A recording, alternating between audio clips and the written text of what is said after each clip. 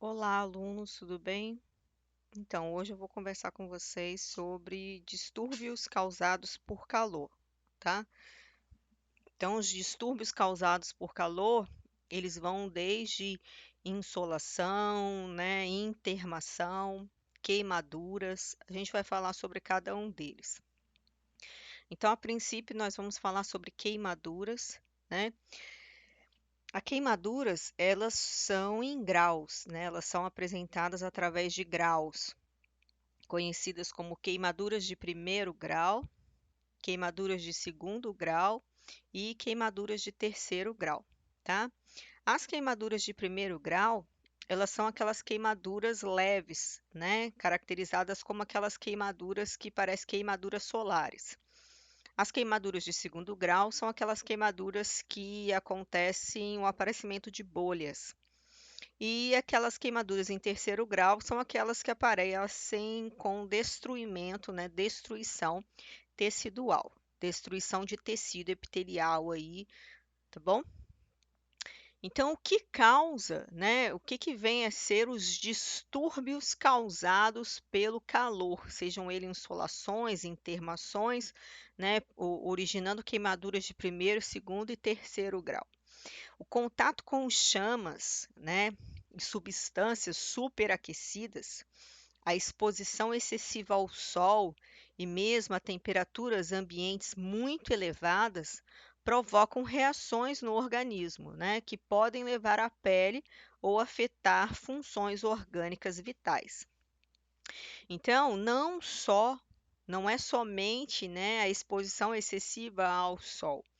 Ocorre também as substâncias superaquecidas, né, podendo ser ela quentes ou frias demais. Então, quando em contato excessivo com o gelo, por exemplo, o gelo ele também queima, substâncias oleosas, substâncias corrosivas, essas substâncias também fazem queimaduras, tá bom? Queimaduras. Denomina-se queimadura toda e qualquer lesão ocasionada no corpo humano pela ação curta ou prolongada de temperaturas extremas. As queimaduras podem ser superficiais ou profundas e são classificadas de acordo com sua gravidade, medida pela relação entre a sua extensão e o seu grau de lesão. Então, as queimaduras, elas são classificadas segundo o seu grau de extensão, né, e sua profundidade. A gente tem aqui, né, as queimaduras, não sei se vocês já ouviram falar assim, o paciente queimou 60% do corpo, o paciente queimou 50% do corpo, o paciente queimou 32% do corpo, o paciente queimou 18% do corpo. Então, essas porcentagens que os médicos dão são de acordo com essas porcentagens aqui, por área atingida. Então, o nosso corpo, eles são demarcados por áreas. Então, por exemplo, cada membro é 9%, cada membro superior é 9%. Tá vendo? Cada membro inferior é 18%. Então, os dois membros inferiores, 36%. Tá vendo? Os dois membros superiores, 18%. Então, é assim que é contabilizado, tá bom? Pescoço 1%, cabeça 9%, região da virilha 1%. Então, assim que é contabilizado, tá bom? São consideradas grandes queimaduras quando atingem mais de 15% do corpo, no caso dos adultos, e mais de 10% no caso de crianças. Então, já são consideradas grandes queimaduras. Então, por extensão é dividido em porcentagem e por profundidade é dividido em é, grau 1, 2 e 3. Tá bom? Tá vendo? Então, as queimaduras de primeiro grau são aquelas queimaduras, por exemplo, são essas queimaduras aqui, ó, de primeiro grau, em que queimam a pele. De segundo grau são aquelas que dão bolha. E de terceiro grau são aquelas que ocorre destruimento tecidual e destruição do sistema nervoso. Normalmente, essas queimaduras aqui doem mais do que essa aqui. Por quê? Porque as queimaduras de segundo grau, o sistema nervoso não foi destruído. De terceiro grau, o sistema nervoso já foi destruído. Então, essa aqui não tem tanta dor quanto essa aqui, tá? Então, de primeiro grau, a pele fica avermelhada, normalmente é causado por muita exposição solar. A de segundo grau, ela forma bolhas, né? Provocado normalmente por líquidos efervescentes, água, óleo. O óleo causa muita bolha, queimadura por óleo, gasolina causa muita bolha, tá bom? E essas aqui são secas esbranquiçadas e destrói, tá vendo? O sistema nervoso. Em casos de queimaduras, pessoas, o primeiro socorro é lavar com água abundante. Então, queimou com óleo, queimou com água quente, queimou com qualquer coisa que seja líquida, é lavar com água abundante. Lavar com água abundante e proteger o local. Se tiver pomada de queimadura, passar imediatamente pomada de queimadura no local. Então, lavar com muita água. Exemplo, né? Vamos dizer que eu estou fritando lá uma batata frita e de repente caiu um óleo quente na minha mão, eu fritando batata frita. Eu tenho que lavar com água imediatamente o local para tirar o óleo quente. Então, eu tô fritando tô fritando ali e queimou tudo queimou toda a minha mão com óleo muito quente. Eu tenho que imediatamente lavar para tirar esse óleo quente do local. Então, lavar imediatamente com água fria, com água corrente, para tirar a substância que está queimando. E logo depois eu posso passar a pomada de queimadura, tá? A pomada de queimadura, ela também normalmente ela possui um analgésico tópico, né, que faz anestesia. Ela possui anestésico tópico. Bom, então eu posso passar uma pomada anti-queimadura, tá bom? No local. Só que se for pó, se for alguma substância que queima, mas que seja em pó, eu não posso jogar água. Porque se eu jogar água, eu vou fazer esse pó reagir com a água e vai me queimar mais ainda. Então, se for alguma substância ácida, alguma tinta, alguma coisa assim, eu não posso jogar água. Eu tenho que tirar o pó que está queimando e depois sim utilizar a água para lavar o local. Entendeu? Então, se a substância for líquida, o socorrista deve lavar o local com bastante água. Se a substância for sólida, antes de lavar o local, tem que retirar todo esse sólido. Não pode jogar água por cima, tá? E se for queimadura nos olhos, tem que lavar bastante. Lavar bastante, lavar com bastante água corrente, né? Se der para fazer o do copinho, não sei se vocês já viram, aqui tá com a da torneira. É porque a gente não está aqui em sala para poder mostrar para vocês, mas dá para fazer com um copinho. Você pega a mão e faz a mão em conchinha e enche a sua mão em conchinha de água. Então pega a mão, faz em forma de conchinha e enche a sua mão com água. Coloca a sua mão em formato de conchinha debaixo da água corrente, né? Debaixo da torneira. Liga a torneira e coloca em formato de concha a sua mão debaixo da torneira e deixa a água cair com a sua mão.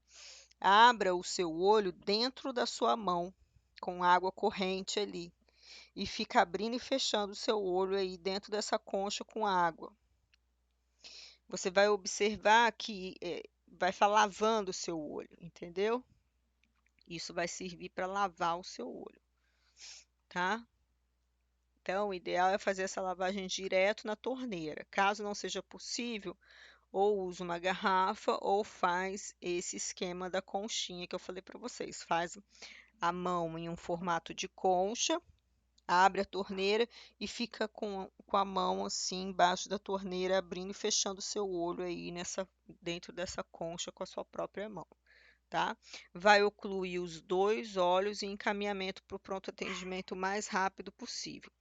Oclui os dois olhos para que você não fique piscando, ou o próprio paciente não fique piscando e acabe afetando os dois olhos, tá? Porque o reflexo de um acaba afetando o reflexo do outro.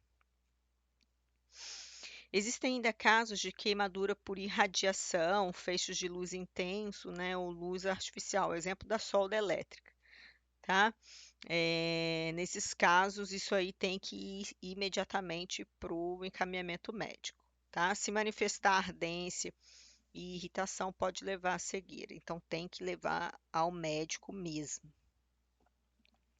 Pessoas, existe um caso sério em relação a pessoas que trabalham com pó de madeira, que trabalham com progressivas ou algo parecido. Pessoas que sofrem de irritabilidade ocular, né? E que sofrem de irritabilidade. E, e essa irritabilidade ela acaba como se fosse uma queimadura ocular, né? Tem que procurar o oftalmologista, tá? Né? Para poder tá fazendo a utilização de EPIs adequado aí para poder estar trabalhando de forma adequada, tá? Cuidados quanto à queimadura. O que que acontece quando uma vítima sofre uma queimadura, tá? Eu vou fazer passo a passo, senão eu vou falando e a gente vai acabar se perdendo, tá bom?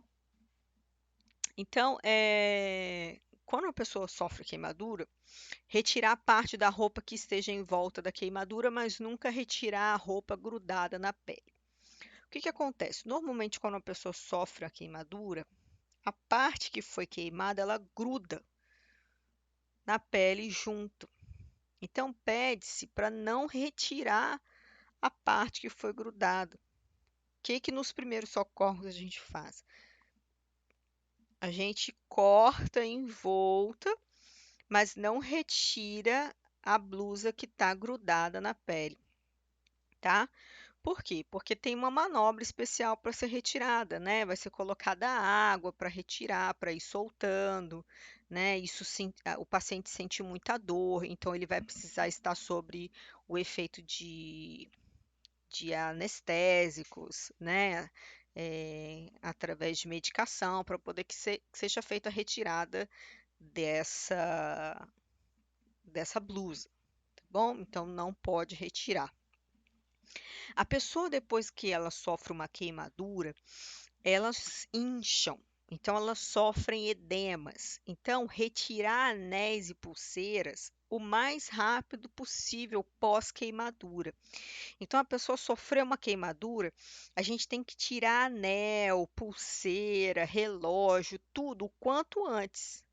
Então, sofreu queimadura, a gente tem que tirar imediatamente esses anéis, esses adornos da pessoa, porque depois elas incham muito e daí não tem como retirar, tá bom? E depois esses próprios adornos, eles impedem a circulação do sangue dos pacientes, tá bom? Não pode perfurar bolha de queimadura. Constantemente, aluno pergunta: professor, eu posso perfurar a bolha de queimadura? Não pode perfurar a bolha. Ah, mas dizem que melhora a circulação se eu perfurar a bolha e passar pomada. Não, pessoas, não pode perfurar a bolha. Aquilo ali ele vai auxiliar na cicatrização tecidual, entendeu? Então não pode perfurar a bolha, tá bom? Não aplicar medicamentos na queimadura. Então, quando a gente fala assim, não aplicar medicamentos na queimadura, é nos primeiros socorros. Que seriam esses medicamentos? É porque tem pessoas que passam, né? Passam pasta de dente, passam café, passam açúcar, passam medicamentos que às vezes não tem bicarbonato de sódio, passam coisas que não tem nada a ver, né? Que não tem a ver com relacionados à queimadura. Então, a gente pede para não passar medicamentos nas queimaduras que não estejam prescritos pelos médicos. Mas, por exemplo, assim, se você tem em casa uma pomada de queimadura, uma pomada prescrita para queimadura, essas aí vocês vão utilizar. Mas pomadas, não aplicar medicamentos nas queimaduras, medicamentos que não têm a ver com queimaduras, aí vocês não vão passar. Tá bom? Porque tem gente que queima e passa pasta de dente, pessoas. Não se passa pasta de dente em queimadura, pelo amor de Deus. Tá bom? Até porque pasta de dente ela queima, mais ainda a queimadura. Não se passa pasta de dente em queimaduras, tá bom? Se a vítima estiver consciente, dar-lhe água, dá bastante água, porque a queimadura ela faz desidratação, tá bom? Evitar ou tratar o estado de choque. Então, a gente tenta tratar o estado de choque, verificando os sinais vitais, a pulsação do paciente, né? Tentando controlar aí a volemia do paciente, né? A desidratação. E transportar a vítima o mais rápido possível para o pronto atendimento, caso seja grave o estágio de queimadura, tá bom? O caso de insolação. Insolação, o próprio nome diz, já é excesso de sol. Insolação. Por que que eu falo assim para diferenciar? Por quê, né? Insolação, porque a gente tem um nome chamado intermação. Intermação e insolação. Porque tem no diagnóstico, né? Vamos dizer que o diagnóstico do paciente seja a intermação. Aí você vai falar intermação, o que que é intermação? Intermação é excesso de exposição a temperaturas elevadas. E insolação é excesso de exposição ao sol. Então, são diagnósticos diferentes, mas que ocasionam as mesmas manifestações clínicas, ocasionam os mesmos problemas com o paciente, tá? Então, insolação é excesso de exposição ao sol, tá? É uma enfermidade provocada pela exposição excessiva ao sol, podendo se manifestar subitamente quando a pessoa cai desacordada. Ela vai apresentar vertigem e, consequentemente, ela vai entrar em estágio de inconsciência, né? Ela vai ter um súbito momento aí de desmaio, tá bom? E ela vai ter, apesar de ter pulsação e respiração, ela vai entrar num momento de desmaio. Ela vai apresentar tontura, enjoo, dor de cabeça, boca seca, rosto avermelhado, pode apresentar febre, tá bom? Pulso rápido e respiração difícil. Essa febre, ela vem da temperatura alta por causa da exposição excessiva ao sol, tá bom? Primeiros socorros dessa exposição excessiva ao sol. Exemplo: a pessoa pega meio-dia no sol quente e anda a avenida ali de Vila Velha aqui todinha no sol quente, sem nenhuma sombra, e anda durante 1 hora no sol quente, quente, sol quente, quente, quente, anda na praia, na beira da praia, durante 1 hora no sol quente, quente, quente, sem nenhuma sombra, sem beber um copo de água. Pessoas, ela vai passar mal. Então, qual é o primeiro socorro? O primeiro socorro é colocar essa pessoa na sombra. Colocou essa pessoa na sombra, é colocar compressas frias nas regiões mais quentes do corpo. Quais são as regiões mais quentes estratégicas? Axila, pescoço e região inguinal. Para quê? Para ocorrer um aumento de temperatura, tá? Então a gente vai tentar resfriar essa pessoa, abaixando a temperatura dela, né? Resfriar ela. Dar água para beber, não precisa ser água gelada, né? Pode ser uma água normal e a temperatura indo diminuindo lentamente para que não ocorra também um colapso, uma mudança brusca de temperatura, tá? E aí, ó, vai colocando umas compressas com água fria, não é compressas de gelo, né? Compressas frias, tá bom? Não sei se eu falei compressas de gelo, mas são compressas frias nas regiões de axila, inguinal e axilas, tá bom? Para essa pessoa diminuindo a temperatura. Então, é levar a pessoa para a sombra, colocar um ventiladorzinho e diminuindo a temperatura devagar, botar ela deitada, os pés mais elevados que a cabeça, tá bom? Indo respirando. A intermação, como eu falei, é uma exposição excessiva a temperaturas altas. Pessoas que trabalham em carvoarias, caldeiras, pessoas que trabalham em pizzarias, churrascarias. A pessoa fica naquele cubiquinho ali fazendo churrasco o dia inteiro, entendeu? E aí elas passam mal, tá? Então, intermação, ela é uma enfermidade provocada por uma ação, né, de calor em ambientes com uma temperatura muito alta, e a intermação acarreta uma série de alterações no organismo, tá?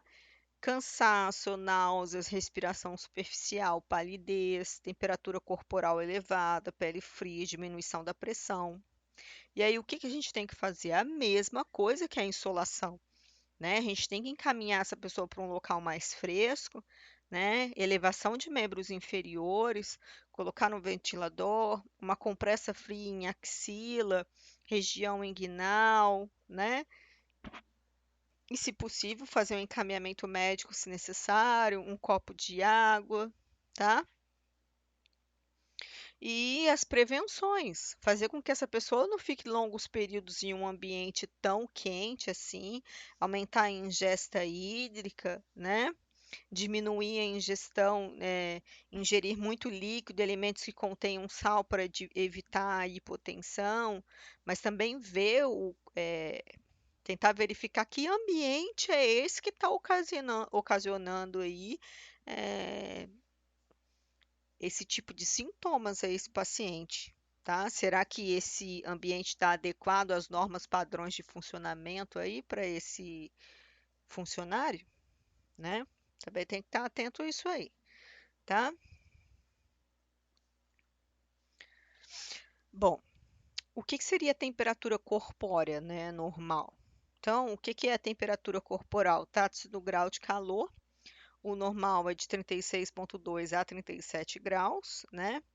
Sinais e sintomas de febre é uma sensação de frio que a pessoa sente, um mal-estar, respiração rápida, rubor, ela pode apresentar face avermelhada, sede, olhos brilhantes, lacrimejantes, eles apresentam um pouco mais quentes, né? E a pele também fica quente. E a sensação de frio. Então, você põe a pessoa, quando ela está com febre, a pele fica quente, mas a pessoa sente frio. Os olhos ficam mais brilhantes e pode sentir um pouco de dor interna, tá bom? Os primeiros socorros para uma temperatura elevada é retirar qualquer tipo de excesso de agasalho, tá? Deixando a pessoa com uma roupa mais leve, até para essa temperatura alta tente voltar ao normal. Aumentar a ingesta hídrica, por panos, né, um pouco mais gelados, mais úmidos para gelados nas regiões estratégicas, testas, axilas e virilhas, e banhos prolongados, de aproximadamente uns 5 a 15 minutos. Então, a gente normalmente pede para a pessoa ficar sentadinha lá e deixa a água caindo assim durante uns 10 a 15 minutos sobre a pessoa quando a pessoa está com febre, tá bom? Então, quando a pessoa está sentindo febre, normalmente a gente não coloca excesso de roupa, a não ser quando ela entra em estágio de calafrio, quando ela começa a sentir aquele frio, que ela começa a tremer. Se ela começar a sentir frio, de tremer, que é estágio de calafrio, essa pessoa tem que ser aquecida, porque senão ela pode entrar em estágio de convulsão. Então tem que tomar cuidado, tá? Mas se ela está sentindo febre, que é temperatura quente, corpórea quente, a gente não pode agasalhar muito, tá? E devem ser encaminhadas ao banho para tomar um banho, e não é banho frio, tá bom? É um banho morno e ficar 15 minutos debaixo desse banho morno. Saiu, vai tirar, vai secar essa pessoa, deixar ela bem seca, o cabelo bem seco e vestir uma roupa não quente, mas uma roupa adequada, tá bom? Mas não quente, tá bom? Se não passar, tem que fazer encaminhamento médico o mais rápido possível. Bom, a nossa aula foi sobre queimaduras. Eu espero que vocês tenham entendido a diferença entre queimaduras, insolação e intermação. Qualquer dúvida, entre em contato comigo, tá? Espero que vocês tenham entendido. Bom, e é isso, pessoas. Qualquer dúvida, entre em contato.